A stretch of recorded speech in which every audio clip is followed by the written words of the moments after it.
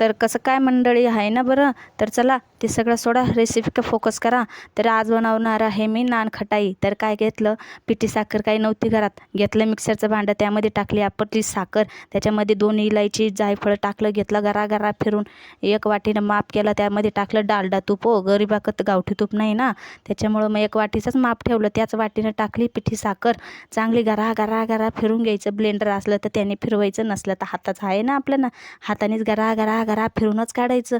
चांगलंपैकी पातळ होईपर्यंत त्याला तरच द्यायची नाही. तर हे बघा, हे काय ब्लेंड व्हायचं नाव घेईना. मग घेतलं ब्लेंडर, त्यानं फिरवलं पण त्यांनी काही जमाना, परत हातानेच फिरवलं चांगलं सपा.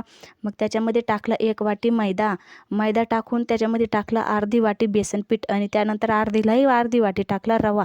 सगळं मिक्स केलं चांगलं, नीट सोडलं. मग भांडं, त्याला म्हटलं तू बस बाजूला, मी कढई तापत ठेवते. कढई तापली, मग घेतलं त्या हातावर दणा मस्तपैकी चिकने गोळे केले